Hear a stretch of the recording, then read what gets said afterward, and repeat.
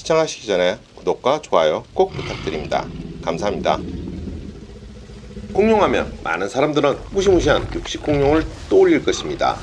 아마도 이것은 1993년에 개봉해 대박을 터뜨린 영화 쥬라기 공원에서 주인공 마냥 집중 조명을 받았던 티라노사우루스의 역량 때문이 아닐까 생각합니다. 그래서 오늘은 공룡 세 번째로 육식공룡 이야기를 준비해 보았습니다. 일반적으로 알려진 바에 따르면 공룡은 중생대 초기 트라이아스기의 후기인 2억 3천만 년 전에 출현하였고, 당시의 공룡은 고양이 크기의 초식 공룡으로 시작하였습니다. 이런 공룡은 네 번째 대멸종 시기에도 살아남음으로써 점차 지구상 강자로 부상하게 됩니다. 중생대 쥐라기 때부터는 점차 몸집도 커졌고 그 개체수도 늘어났습니다. 그리고 1억 5천만 년 전의 백악기에 접어들면서 공룡은 최대의 전성기를 누렸습니다. 하지만 6,600만 년 전인 백악기 말기에 거대한 소행성이 지구를 강타하면서 1억 6천만 년 동안 지구를 지배했던 공룡은 영원히 자취를 감추게 되었습니다. 그리고 현재까지 발견된 공룡의 종류는 약 1,500여 종에 이르고 있습니다. 그러면 육식공룡은 언제 출현하게 된 것일까요? 가장 원시적인 육식공룡 중 하나로 알려진 헤레라사우루스는 공룡의 탄생 시기와 비슷한 2억 3,140만 년 전에 살았던 것으로 알려져 있습니다. 몸길이 3-4m 정도이며 몸무게는 300kg 정도였습니다. 그러면 앞서 말씀드린 최초의 공룡은 고양이 크기의 초식 공룡으로 시작했다는 설명과는 배치되는 것이 됩니다. 이에 대하여 2017년 매튜 바론 영국 케임브리지대 교수팀은 영국 런던 자연사 박물관과 함께 74종의 초기 공룡의 골격 구조를 조사했고, 그 결과 헤레나사우루스의 치아 구조나 식성 등이 파충류인 공룡보다는 소형 포유류에 가깝다는 결론을 내렸습니다. 그리고 기존 분류상의 공룡과는 다른 형태로 새로운 분류가 필요하다고 제안하였습니다. 결국 이와 관련하여서는 좀 더 연구가 진행되어야 할 듯합니다.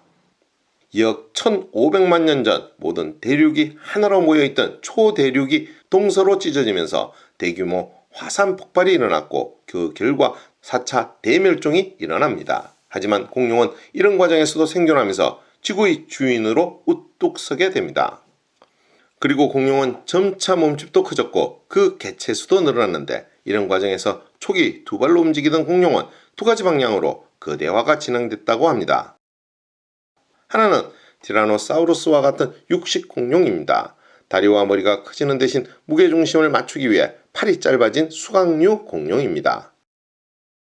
다른 하나는 목과 꼬리가 길어지면서 팔이 길어져 4개의 다리를 가진 거대 용각류 공룡으로 만화 아기공룡 둘리에 등장해 인기를 끈 브론토사우루스가 대표적입니다. 이 두 가지 방향성이 언제 분리돼 각자 특성이 뚜렷해졌는지는 여전히 수수께끼라고 합니다. 참고로 중생대 백악기 때 전성기를 누린 몸길이 13m에 무게 7톤을 자랑했던 육식공룡 티라노사우루스 렉스과의 공룡은 1억 6,500만 년 전에 출현했고 당시의 크기는 말 정도였다고 합니다. 그러면 육식공룡의 몸집은 대체로 어느 정도였을까요? 현대의 육식동물들은 아프리카 사바나에 사는 몽구스들처럼 작은 크기로부터 하이에나와 같은 중간 크기, 사자나 호랑이 같은 큰 크기까지 성체의 크기가 다양합니다. 그리고 작은 육식동물들은 종이 매우 다양하고 많고, 중간 크기의 동물종들은 그보다 적고, 큰 크기의 동물종들은 그보다 더 적은 식의 피라미드 구조를 가지고 있었습니다. 그런데 흥미롭게도 공룡의 경우는 몸집이 큰 공룡들의 종 다양성이 가장 높다고 합니다. 그리고 육식 공룡의 경우에는 또 다른 흥미로운 사실이 있는데, 그것은 중간 크기의 종이 거의 없다는 것입니다. 즉 큰 놈 아니면 작은 놈이라는 것이죠. 육식 공룡들의 몸집 크기 분포는 여러 집단을 통틀어 100kg에서 1000kg 사이의 중간 크기의 종이 잘 없었고, 특히 100kg에서 300kg 사이는 거의 찾아볼 수 없다고 합니다. 그리고 이런 현상은 초식 공룡과 달리 육식 공룡들에게만 나타나는 현상이라고 합니다. 그 이유는 무엇일까요? 그 이유는 공룡의 빠른 성장 속도 때문이라고 합니다. 무슨 말이냐고요? 공룡은 알을 낳는 난생동물입니다. 그래서 최초의 알은 아무리 커도 15kg을 넘지 않습니다. 가장 대표적인 티라노사우루스의 경우를 중심으로 공룡의 성장을 살펴보면 10살까지만 해도 몸무게 500kg도 나가지 않았던 것이 14살쯤 되면 갑자기 크게 성장합니다. 이 기간에 몸무게가 느는 속도는 하루에 평균 2kg 정도로 20대 초반에 완전한 성체로 성장하게 됩니다. 하지만 이렇게 급격하게 몸집을 불린 티라노사우루스는 가장 장수한 것이 고작 28살에 불과할 정도로 수명이 길지 못한 것으로 알려져 있습니다. 결국 빨리 자라 일찍 죽는 거대 육식공룡의 삶의 방식은 청년 공룡이 우세한 공룡 생태계를 낳고 이들이 중형 육식공룡의 자리를 채웠다는 것입니다. 한마디로 중형 육식공룡들은 청소년기의 대형 육식공룡들과의 먹이 경쟁에서 이길 수 없어 자연스럽게 도태된 것입니다. 그래서 이런 현상은 쥐라기 시대 때보다 백악기 때 더 크게 나타났습니다. 한편 먹잇감도 차이가 있었을 것입니다. 알로사우루스나 티라노사우루스와 같은 큰 육식공룡들은 깊은 턱과 강한 이빨을 이용해 먹이 사냥을 하였고 경우에 따라서는 동족인 다른 공룡들도 먹이로 삼았습니다. 특히 먹이 부족 현상이 심했던 쥐라기 후기에는 동료를 잡아먹는 경우는 더 심화되었고 다른 공룡들의 죽은 사체를 먹는 경우도 있었다고 합니다.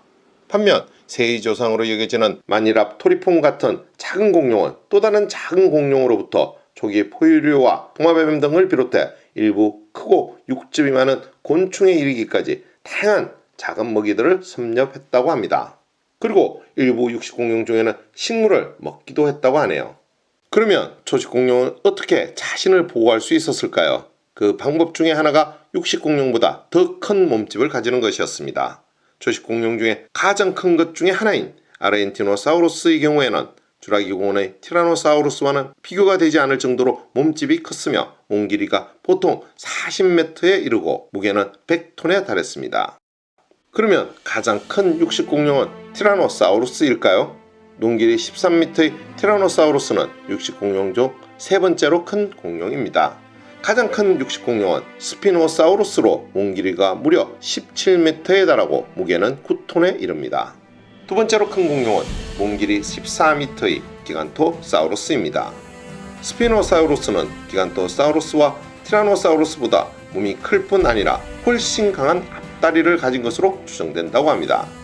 주서식지는 1억 년 전 아프리카로 알려져 있으며 이빨 화석에 톱상어뼈가 발견된 점으로 미루보아 물고기를 주식으로 삼았을 것으로 보고 있습니다.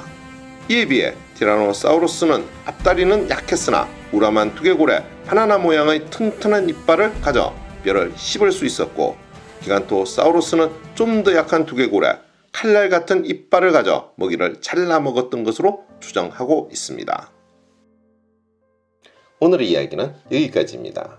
더 좋은 이야기로 찾아뵐 수 있도록 구독과 좋아요 꼭 부탁드립니다. 알림 설정도 잊지 마시고요. 감사합니다.